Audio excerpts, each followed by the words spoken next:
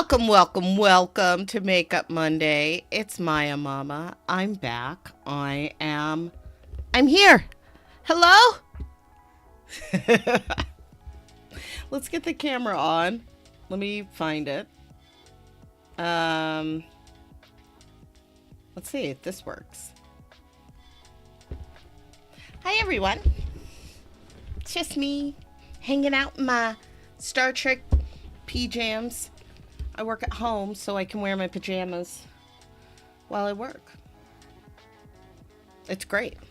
But it's Makeup Monday, so let's put on some makeup. And then I thought we could, and by we I mean me, could play some Eternights. So, we should get to that. So I'm gonna start with putting some concealer on my face. I have my face washed and moisturized and primed, and I have my foundation on. So I'm gonna get started on that. Yeah, here's the thing I discovered is that I have sensitive senses, so for me, it always feels like the music is too loud, and I always feel like I need to lower the music a lot, or no one can hear me. But when I look back and actually listen to it, the music's very quiet. It's me. I'm just very sensitive. So where is I'm gonna use this. This is my Juvia's Place. It's called the Nomad by Juvia's Place. Boop. It's got some pretty colors, and we're gonna play with a smoky eye look. Yeah, so I have my light color of concealer, and I'm gonna get going. So I was on a little birthday vacation last week. It was very nice. I don't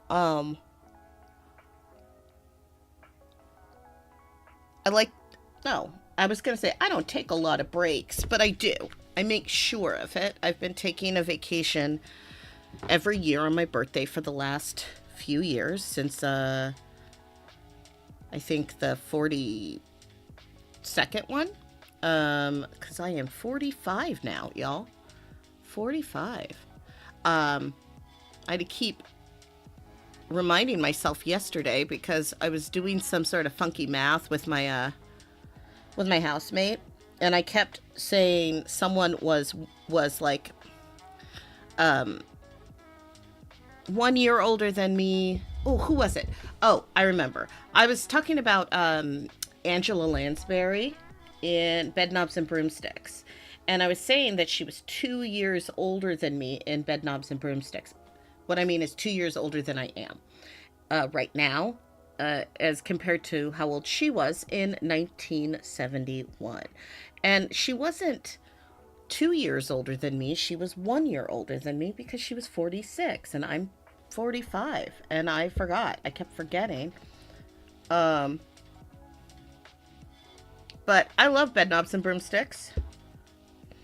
It's one of my favorite movies from when I was a kid. Makes me happy to watch it. So,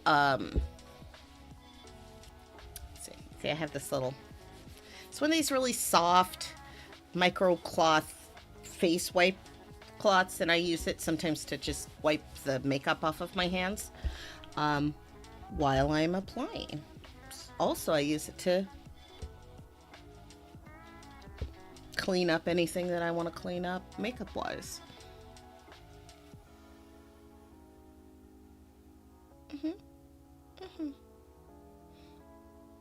So let's find some color.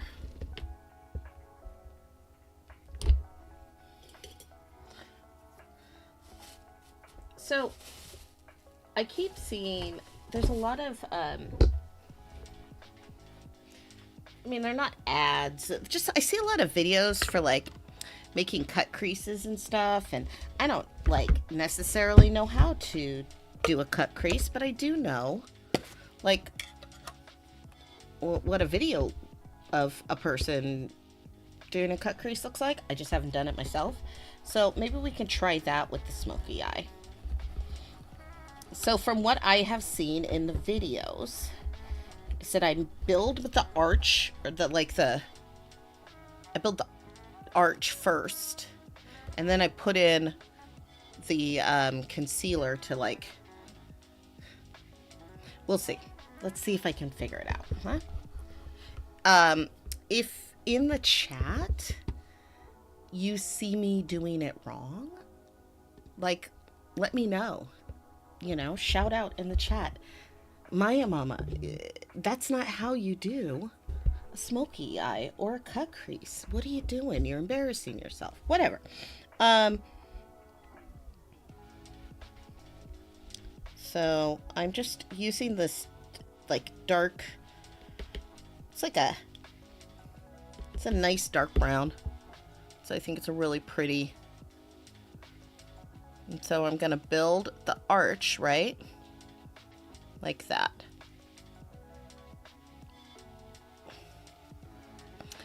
So today I get up early. I start my day relatively early. And so I was watching like those YouTube shorts, you know, those little, some of them are TikToks, some of them are not TikToks. And some of them are just clips from TV shows. And so I was watching it and I saw this clip from a TV show called Reacher. And I was like, what is this show? It's like a guy who is like, you know, like all revengey and violent, but he's like a good guy. So it's like good violence, I guess.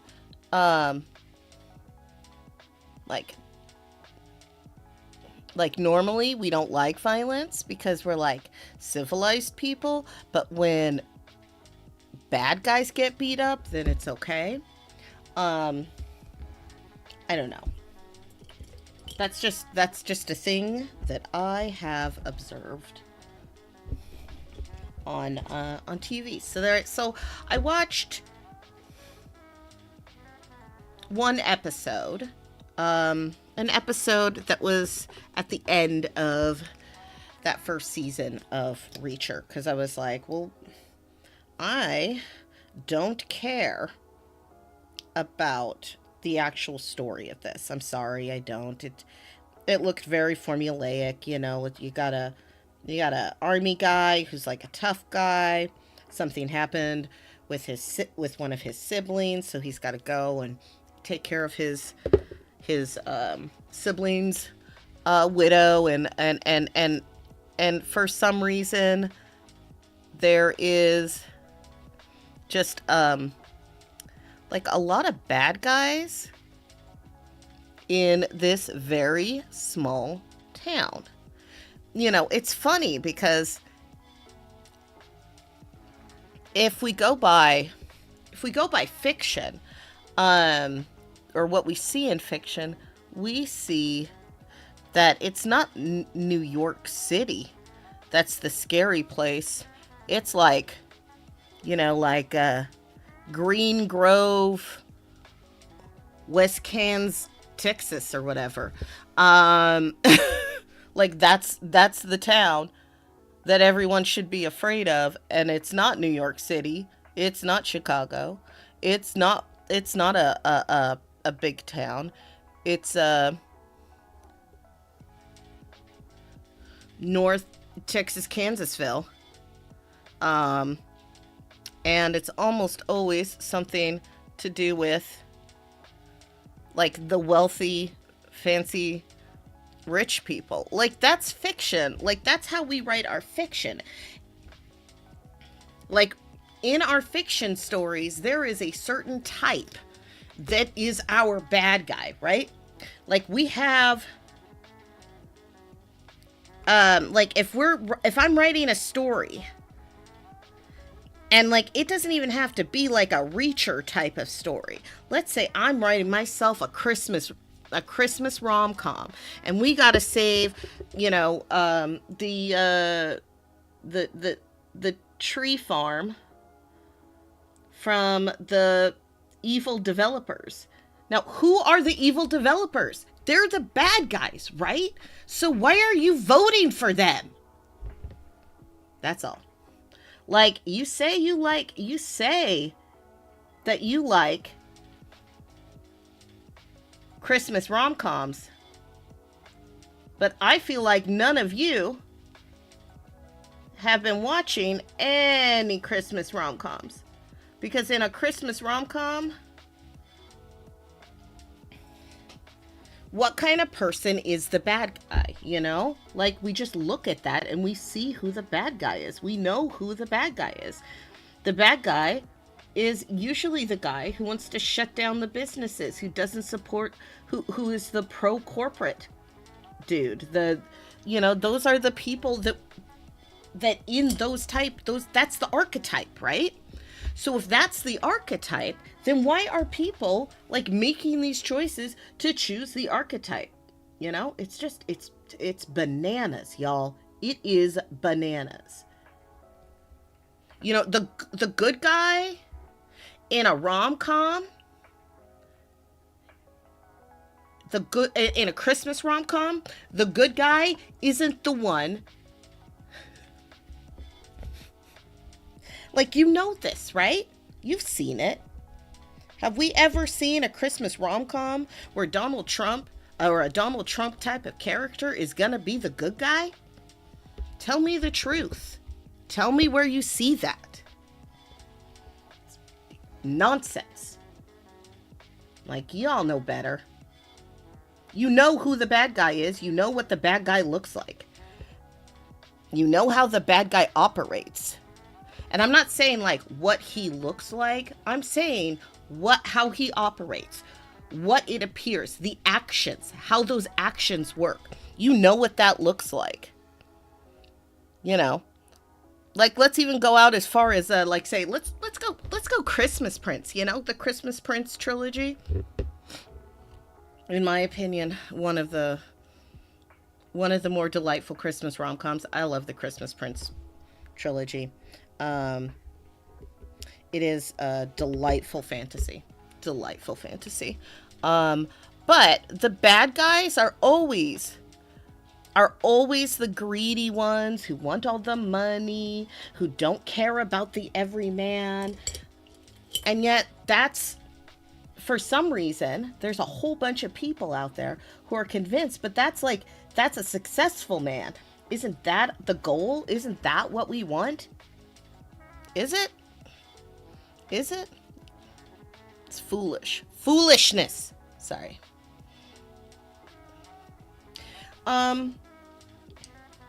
Anyway, that's not where I went off on a tangent.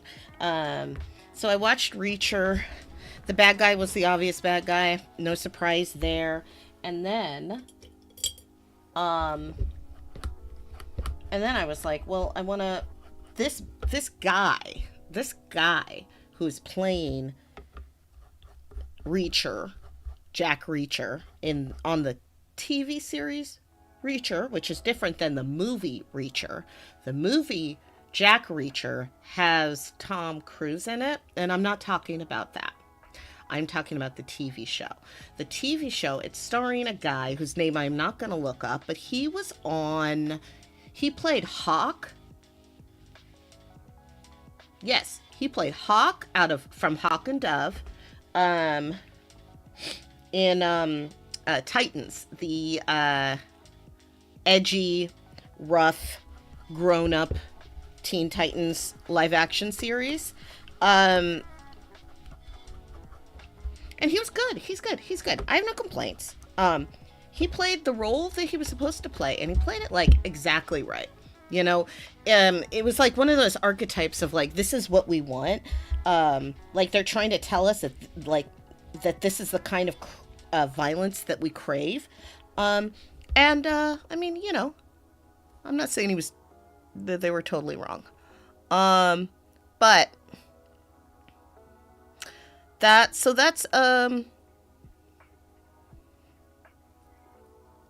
So I watched that, and then I was like, what else do we got?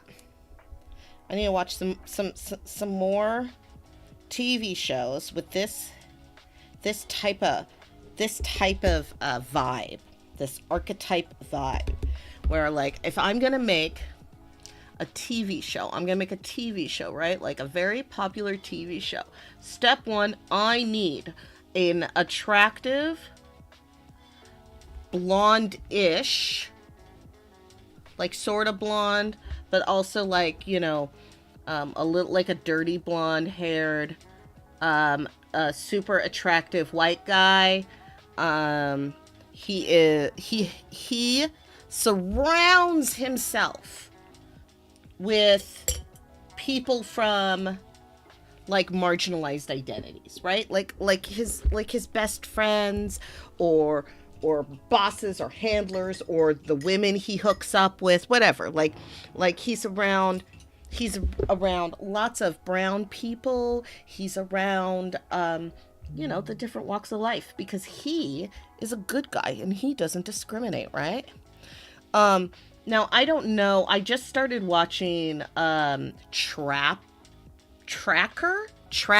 I was gonna say Trapper, but it's not Trapper. It's Tracker with Justin Hartley, and I love the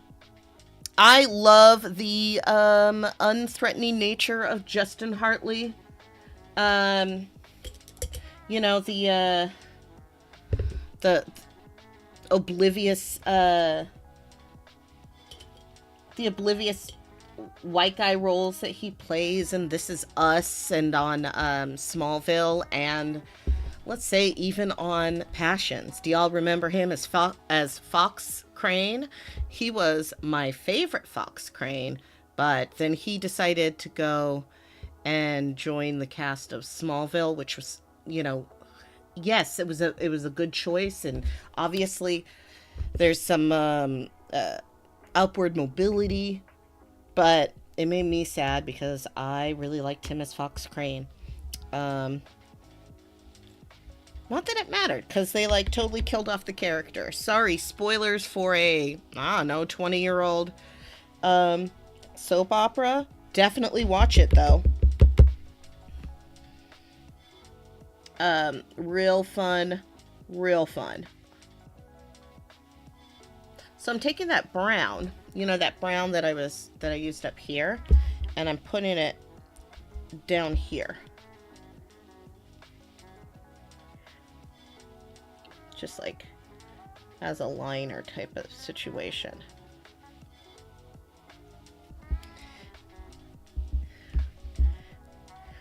And so when you load the brush, especially for this step, I am tapping off excess because I don't want to get a bunch of excess powder all over my eyelids, right?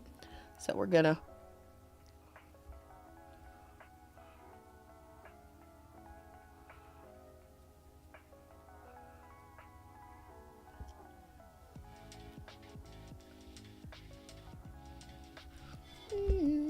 okay. Wow, that is just the shape of my eyes.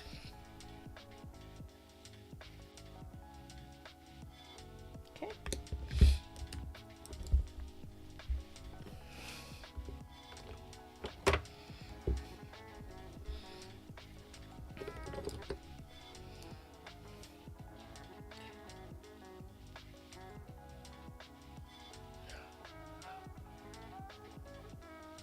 So right, I watched Tracker. It has. I watched the first episode. It has that you know, overall there's some sort of mystery about his family and some sort of other, you know, there's stuff we don't know yet. They fed into that in the pilot really well. Just not having any, you know, what could it be? What is the mystery of, I forget the guy's name, Tracker. The Tracker's life. Um, and I was like, cool. I watched that first episode. It told me some things about it. I think I'm good for now. And then I saw the name of episode 2. And the name of episode 2 is Missoula. Missoula. That's how it's pronounced. It's why, as a nickname, it is often given the nickname Zoo Town because it is pronounced zoo, and then la. Ma-zoo-la. So within the first 5 seconds, somebody pronounces it as Missoula, which I understand. There's 2 S's, Missoula. It looks like a S, but it's not a S, it's a Z. And it was really funny how sometimes you need a thing that is not important, that has no stakes to be mad at. And let me tell you, when this lady says, in Missoula, Montana, I was like I had to pause it, stand up, walk around in a circle, and then sit back down. It was a delightful amount of unimportant rage. I loved it because there's so many things that are just really making me mad, but that was like fun. It was the plot did not matter. The show is fine. If you need a show where you have a big, strong, and handsome white guy who is totally and 100% supported by marginalized people, and it looks like he wins, like most of the time, and if he doesn't, it's not his fault, then watch that show. It's low stakes, and I don't think it's gonna hurt you. There's a lot of shows that do. There are shows and forms of entertainment that can be painful to observe. So, I do think I would watch, I would probably watch Tracker over Reacher, but that's just because Reacher is like this hyper violence. It's not a network TV show, so the violence levels are just a little bit higher, and not really a thing that I want to watch all the time. What's another one?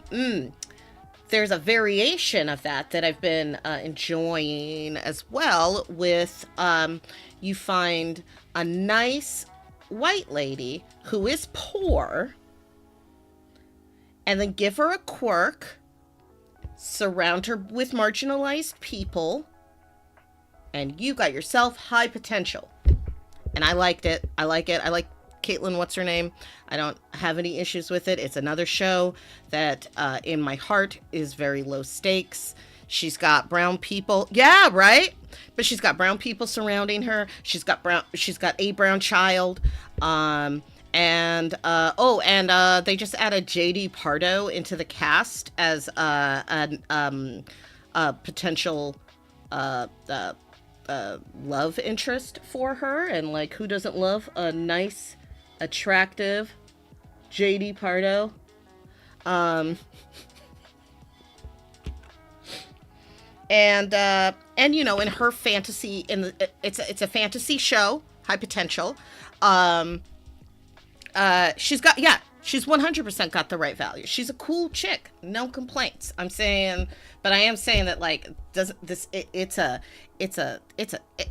trope of, like, you have to have quirky white person surrounded by brown and other marginalized identities, and is a hero, you know, like, especially with high potential, like she is, and honestly, I think, yes, it's propaganda for liberals. Like, here's a really, really fascinating thing about, I've been watching High Potential, but it's a really fascinating thing to watch for me, because I keep thinking that, like, if this main character was not a white woman, that her life would be a lot harder than it is. Um, it just would be. I know she's got a black female police captain. She's got a brown partner. There's another black lady cop there. Like there's not, and the only real jerk, the only real cop jerk guy is a white guy. So so like you can still be like, ooh yeah, oh yeah, ACAB though, but ACAB, right? But ACAB. Okay. That's what I had to say. Okay, guys. I believe you. I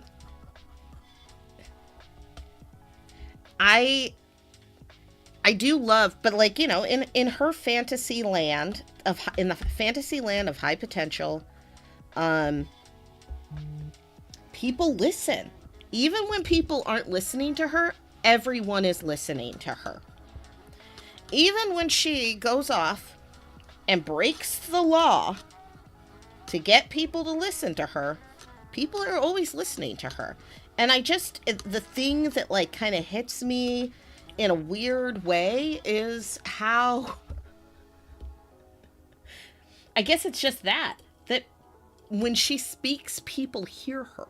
And I don't think that is the most realistic thing. You have, for all intents and purposes, a woman with obsessive compulsive tendencies who has impulse control issues. She can't keep a job. She has 3 children. She's a divorced woman, 3 children from 2 different fathers, one of which, the oldest, just like vanished. We don't even know what happened to him. I mean, something happened to him because that's what makes the show interesting. But I just can't imagine that her life would be as fantastic and great if she was brown, because I just know that we're not as nice as a country. We're just not as nice to mentally ill, non-neurotypical women of color.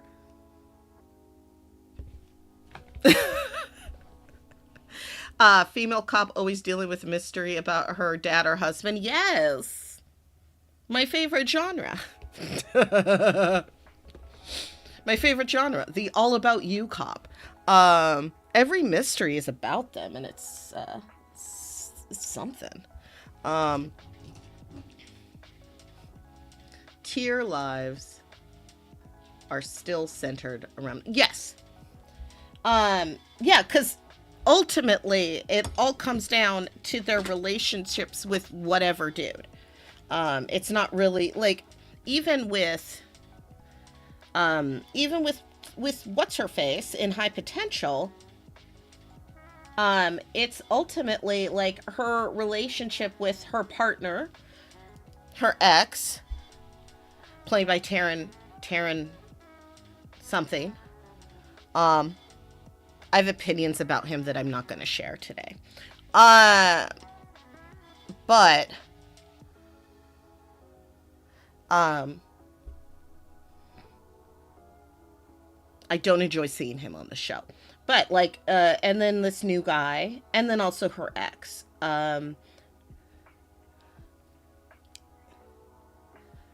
It's all about like, but I think it would be maybe we should have a show where like there aren't any guys in the show. I don't know. Okay, now what? I've just been babbling and talking about these TV shows. A thing that I've been doing is that I'll watch like those YouTube short mini clips, and then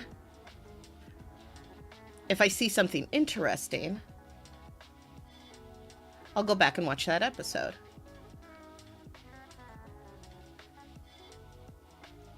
It's been really good with watching old episodes of The Flash. Speaking of good-looking white guys surrounded by marginalized identities, right?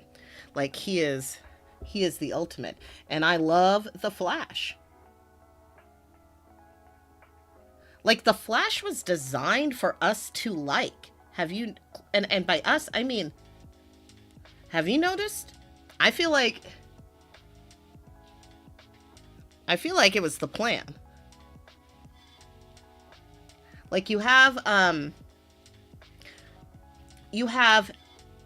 in that Flashverse,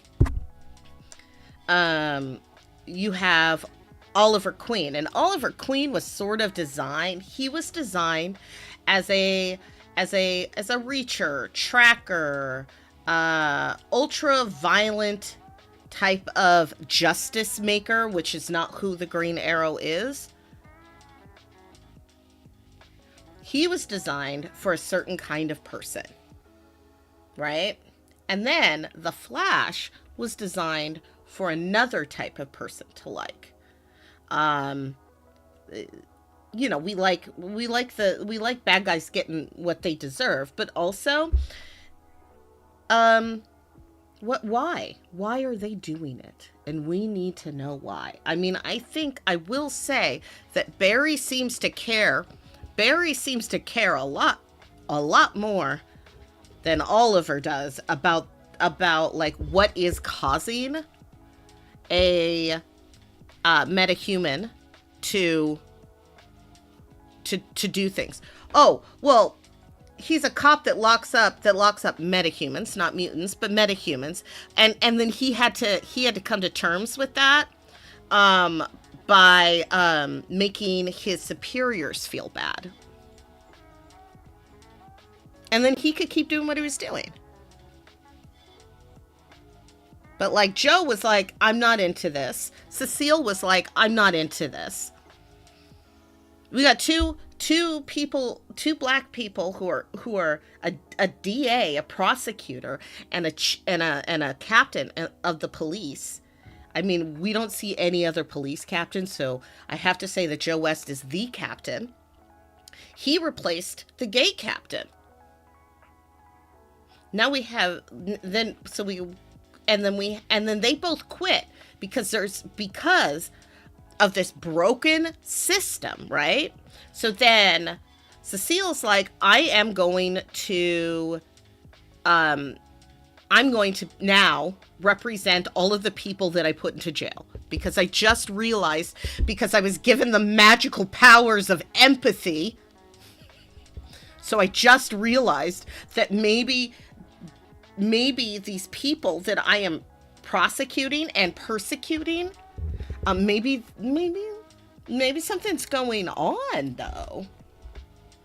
I mean, honestly, the magical power of empathy is what convinced the prosecutor that maybe she was not making good choices.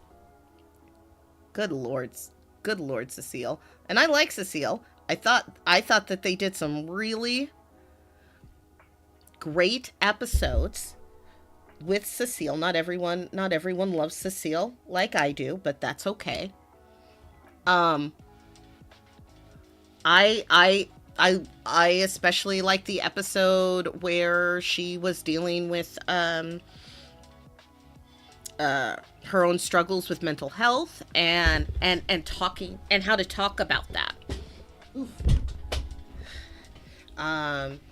You know, I think that it's really cool. And, you know, Joe does his speech about, black people have trouble talking about the mental health, and that it's an issue and a problem. I mean, part of me feels weird because I don't know who wrote that line, but I mean, you know, they're doing the thing, I guess.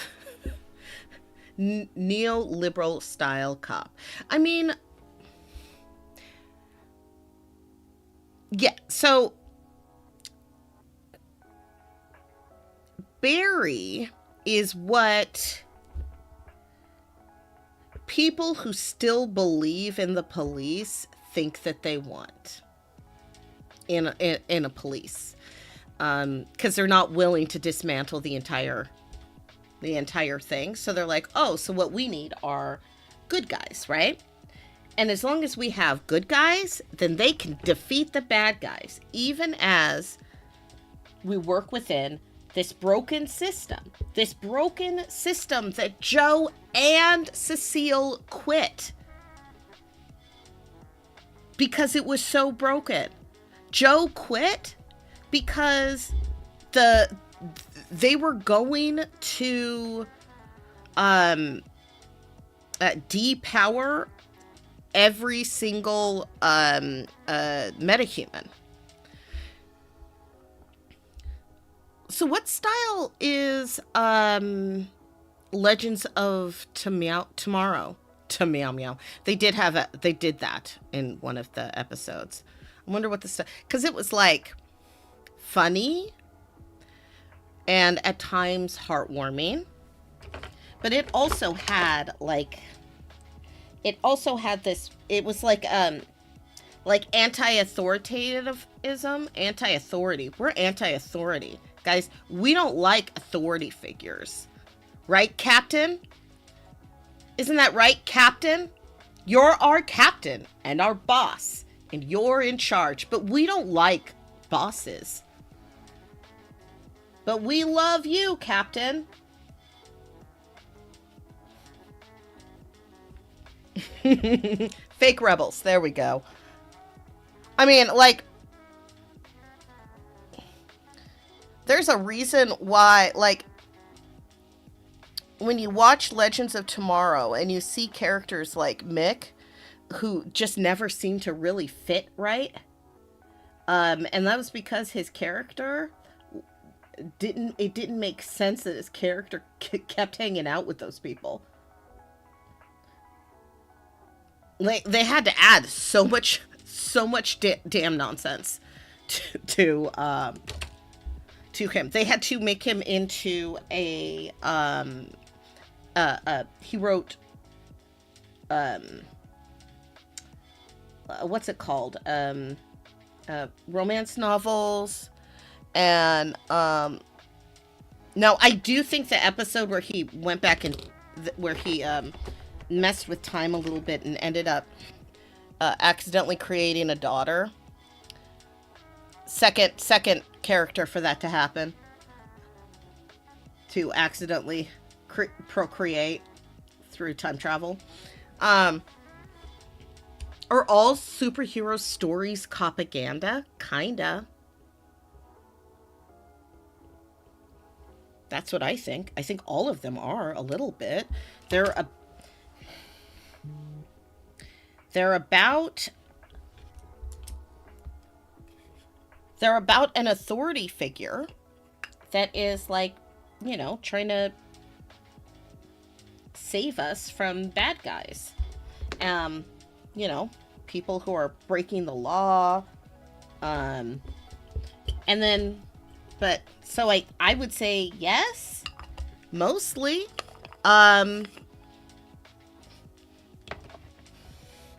Even the ones that are like, especially the ones that are like, we're bad guys. Like, Suicide Squad, you know, Dark Avengers, but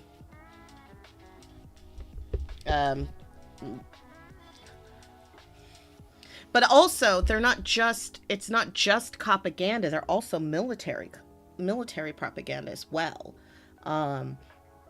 You know, about trusting. No, and not all of them are, even though, because I think that the point was, for a lot of comic book writers, was to write the opposite of that, and that's what it became, because there's a fantasy about calling for help and having someone hear you. That's the fantasy. The fantasy is that when you're in trouble, someone will save you, because that doesn't really seem to be what happens. So I don't know. I think that in a lot of these stories are about being cared for. and having someone care about what happens to you as a person, what happens to you and your family. Um, like that's what people are looking for when they're watching these types of propaganda, is that they're looking for safety and comfort.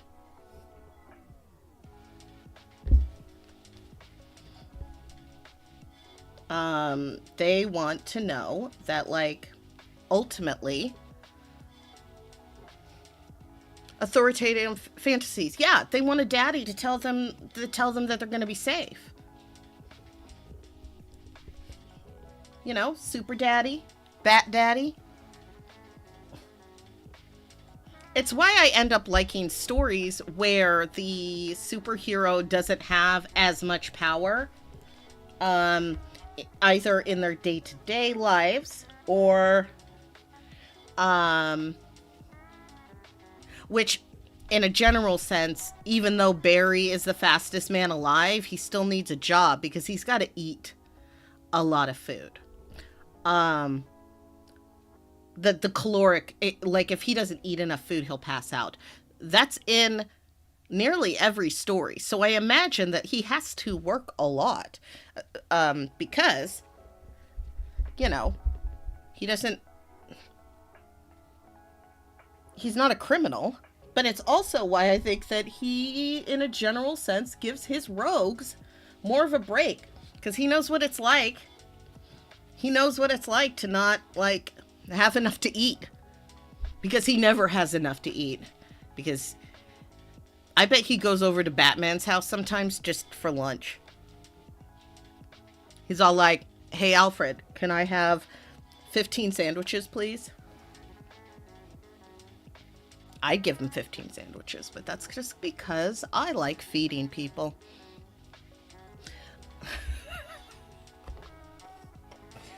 I think that, I mean, I guess I never really thought of, no, he would never. Barry would never steal food. Well, he has. That's, you know what, you're right. He does steal food from, he has, but not because he wanted to. That's why he's so understanding with his rogues. He's been like, yo, dude, this one time, I was running, and hold on, I'm looking at a chart. Let's just pick a bad guy on my, it's a Batman rogues chart, but hold on. Let's go.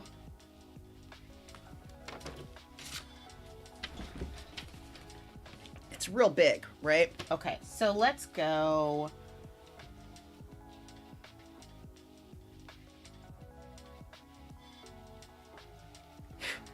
He's fighting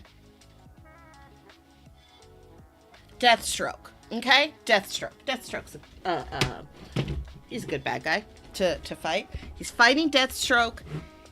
He's a little tired, right? Because he's been chasing him from place to place. And he ate the last of his snacks because he keeps snacks in his suit. So he sees a small little kid eating a hot dog, like loaded chili dog, let's say. He's going to steal that chili dog. But he's also, after he fights Deathstroke, he's going to find that kid and buy that kid like 10 chili dogs. Totally too many. I mean that. He's going to buy that kid 10 chili dogs, and that kid is going to be like, I don't need this many chili dogs. But that's because he feels so bad. That's our Barry. I mean, at least that's one of the things I like about Barry, is that he is like the embodiment of white guilt, you know? And when he feels bad about something, like, that's his life now. Bless him. Bless his heart. Like, yeah, Barry's superpower. Okay, so when they had the crisis, they had these paragons, and I think Barry was like the paragon of love, but I think that Barry is the paragon of white guilt.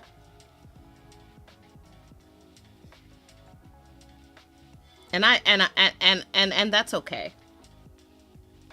He employs, um as far as I can see,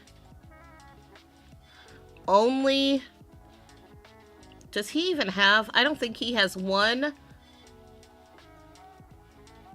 there's not one person on staff. You can't count Wells. A Wells isn't staff. They just come with, they're like, they just come with the Flash. So he doesn't have any like white employees except for Caitlin. And I'm not counting Chilblain, because Chilblain doesn't work for Barry. And also, gross. I don't want to talk about Chilblain.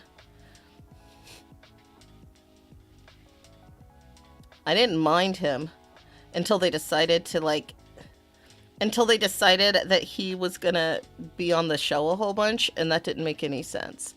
I like Chuck. Chuck was interesting. I mean, that cast got way too big. That's why eventually it had to end. Like, did you see at the end, they had a big party. So, you know, they had a big party at the end of the show. Because at the end of any big adventure, they have like a big dinner party, right? And so at this big dinner party,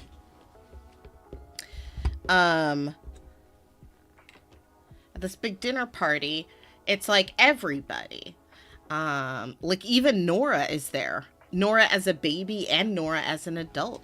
Like every single person is there. All of their friends. It is too big. And that's why the show had to end. Because if they had another season, then the end of season party would have had to take place in like, you know, that big warehouse Hall of Justice that they never actually use. They use it twice. But their Hall of Justice, they'd have to throw it there, and there'd be like thousands of people there. It was time. The Flash was the number one hirer of black superheroes. All right, I'm gonna put lashes on. Wish me luck.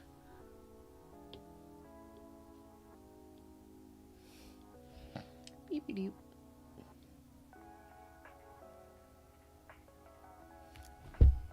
I lost it.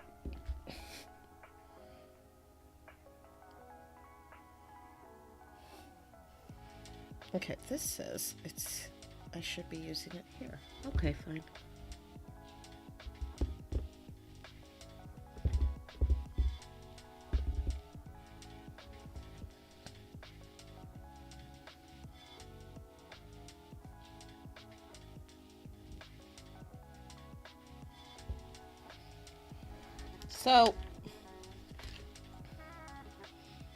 So anyway, I love these shows. They're like my favorite.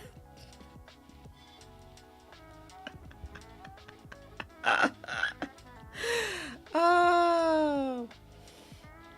And I genuinely love stories with the Flash, whether I am reading them or watching them. I think the Flash is like a really cool and good everyman kind of superhero. Like genuinely, he cares about what he's doing. He cares about his fellow heroes. Ugh, hold on. Look at this. Like, it matters to him what happens. Even the ones that are jerks, like Batman. Also, though, I think that Batman definitely has to supplement some of Barry's income, just occasionally.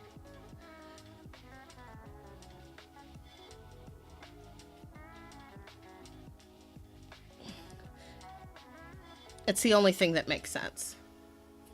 Like, you know, how else would he be able to live? Okay. I haven't worn lashes in a while, but I found my magnetic lash adhesive, and so I thought, why not?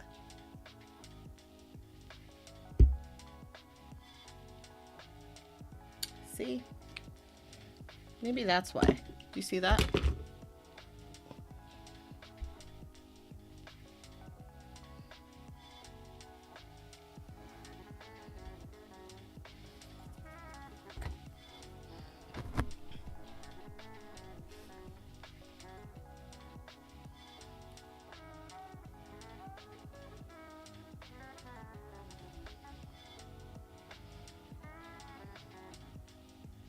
Okay.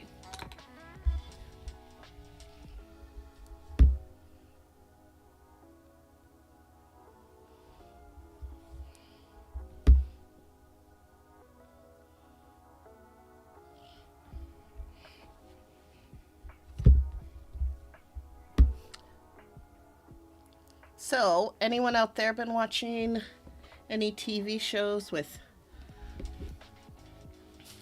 non-threatening white folks in them? Those are just the ones that I've been watching. Reacher, Tracker, High Potential.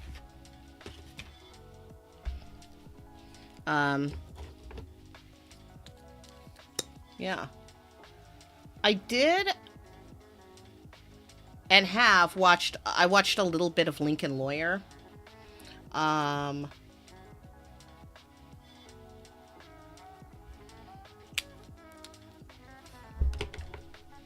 That's not, it's a good show, but, yeah, this is terrible. We're not wearing these. Sorry. That's okay. Just gonna use some normal mascara.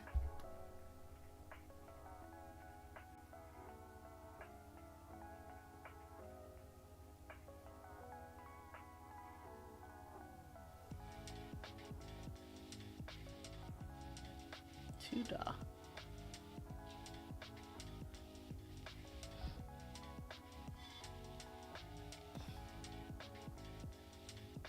There.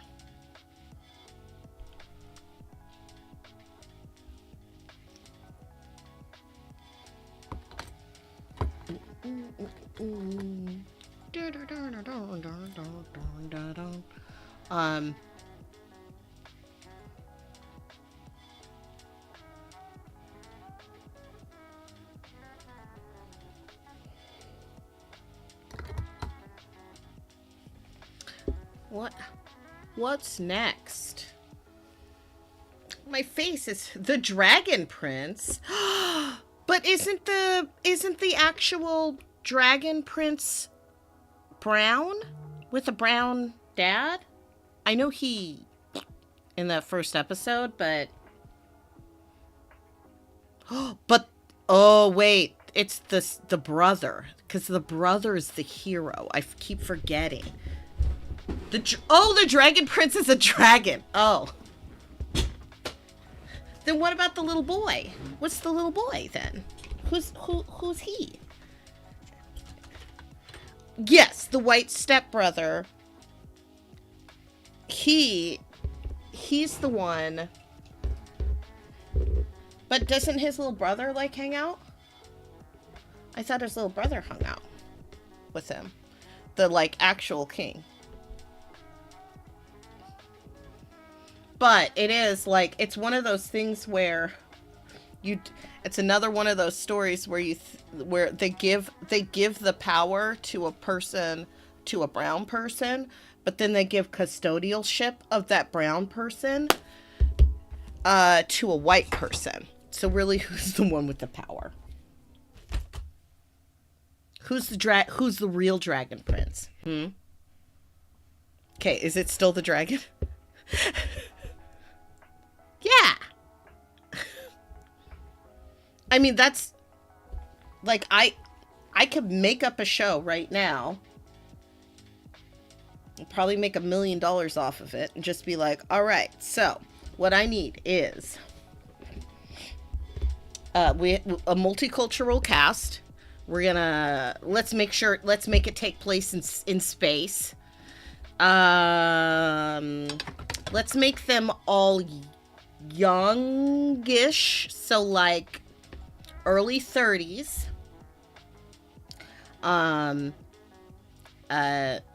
We're gonna have maybe a couple of different body types to switch things up, but only two. We're gonna have very fit and very unfit, and those are going to be the two body types. So we have that. The head of the cast is a he's like the janitor's son, right? Okay, he's the janitor's son of the spaceship, but he's best friends with the Academy president's son. They're both brown. Then there's an accident, and it turns out the janitor's son actually knows what he's talking about. Also, there's going to be, I don't know, 3 or 4 jerks, and we're going to make them all we're gonna make them all different races because we don't want to be saying anything, right? We don't want to be saying anything, even though we know who these bad guys. So, Claudia, question: Were you here with me earlier when I went off on a wild tangent about Christmas rom-coms?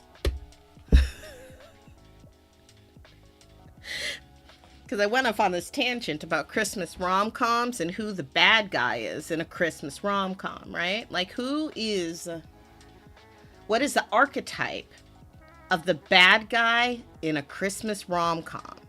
And then I just want to know why some people out there voted for the bad guy in a Christmas rom-com.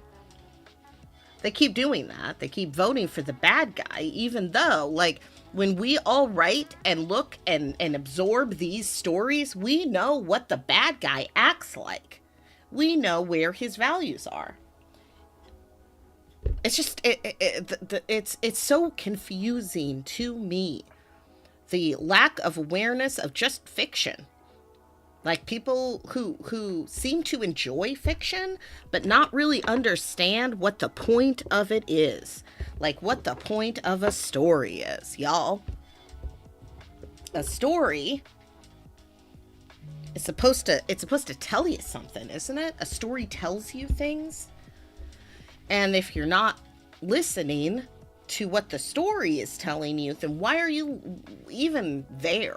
Why are you watching the story? And why are you pretending like you love that story? I'm talking to you, conservative Star Trek fans. Like, how? I don't know how it's possible to watch a show and not absorb what it's telling you. Maybe it's just because that's just how my brain operates and works or whatever. I don't know. It's 1:00. Okay. I said I was going to play a tiny bit of Eternights. I'm going to do like half an hour of Eternights, and then I have a meeting at 2 that I'm going to go to.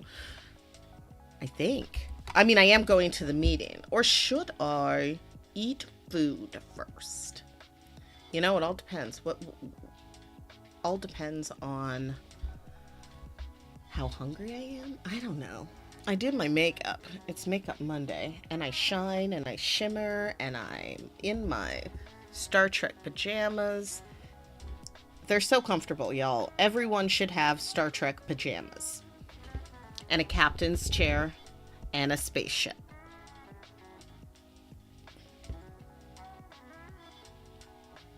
Like, those are my beliefs. Those are my values. Everyone should have those.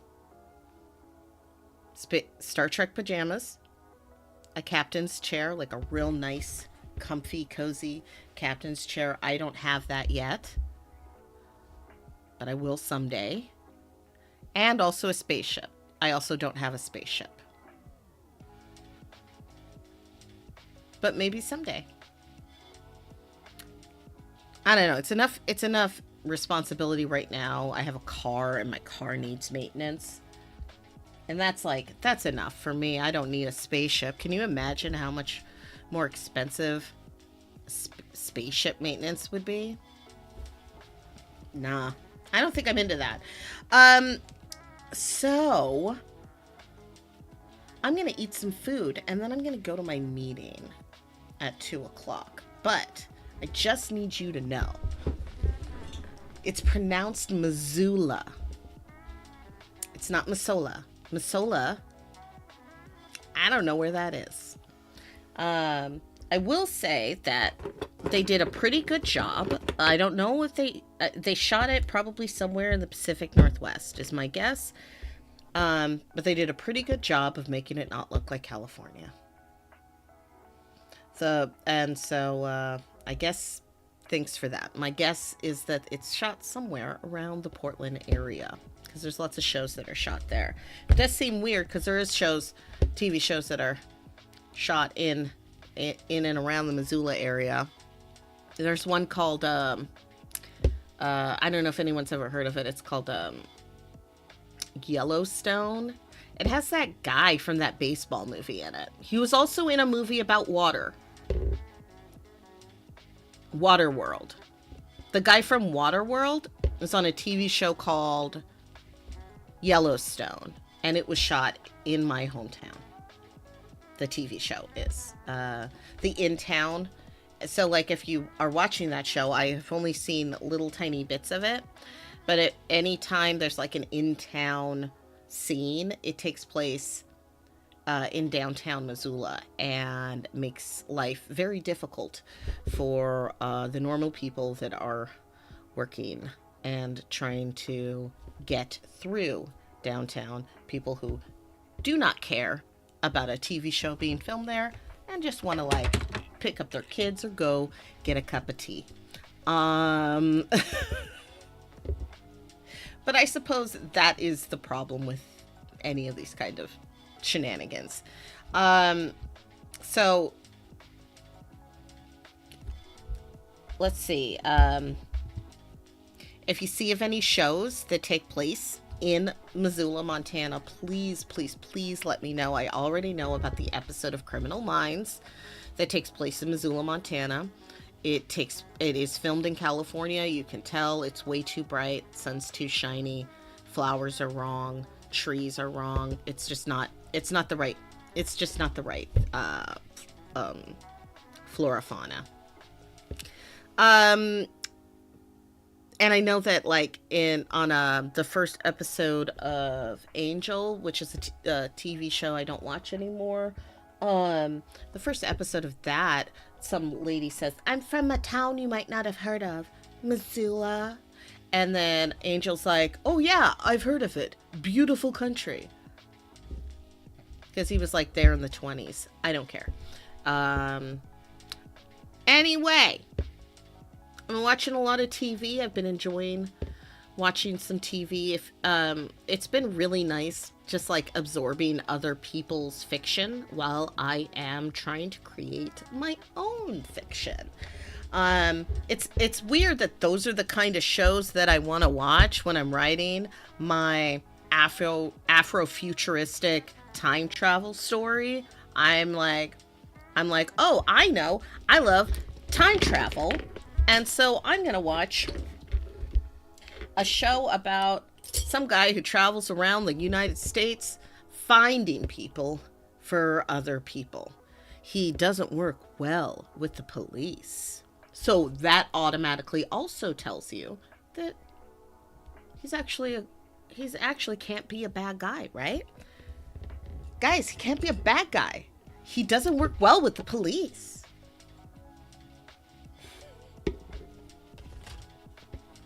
Guys, hold on. He doesn't work well with the police. He has authority issues. So we want an authority figure that has authority issues. An authority figure who doesn't like being told what to do. So hooray for that, right? Okay. I think I've made myself pretty. And I'm gonna probably keep this on my face for a bit. And absorb some more propaganda.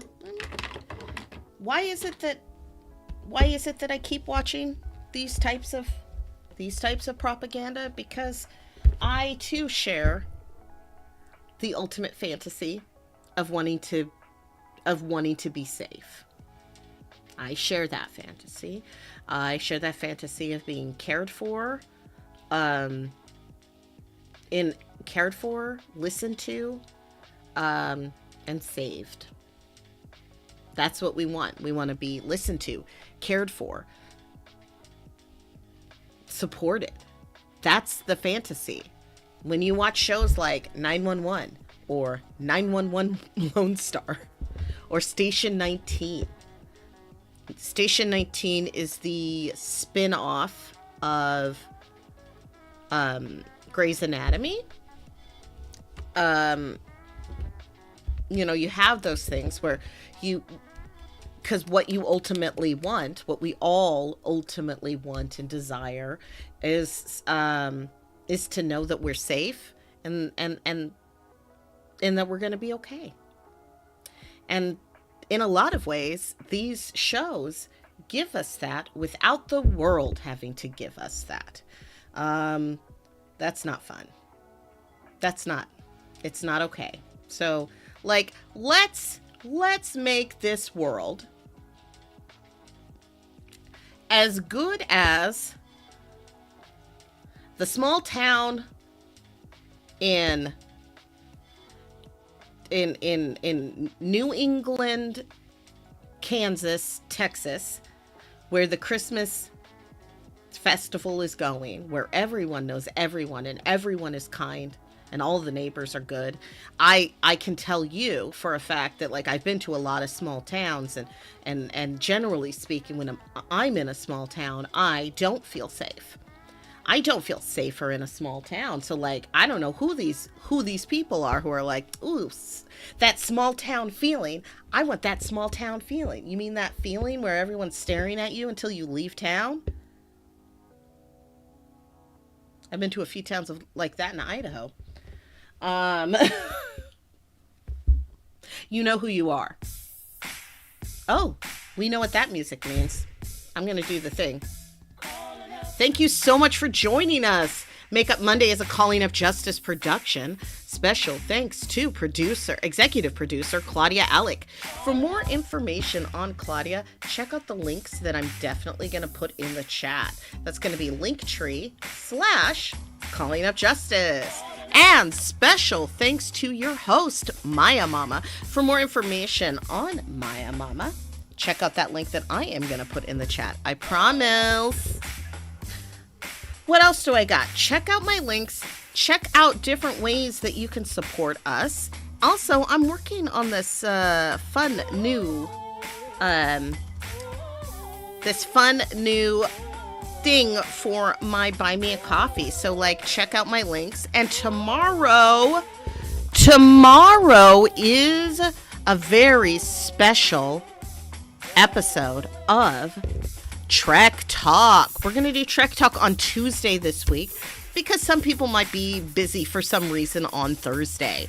So thank you so much for joining us. I'm so happy that you are here, and I will see you tomorrow, 4 p.m. Pacific time, right here on twitch.tv/callingupjustice and on YouTube. That's right, on YouTube at Claudia Alick Calling Up Justice. Thanks so much, everyone. Okay, I love you. Bye.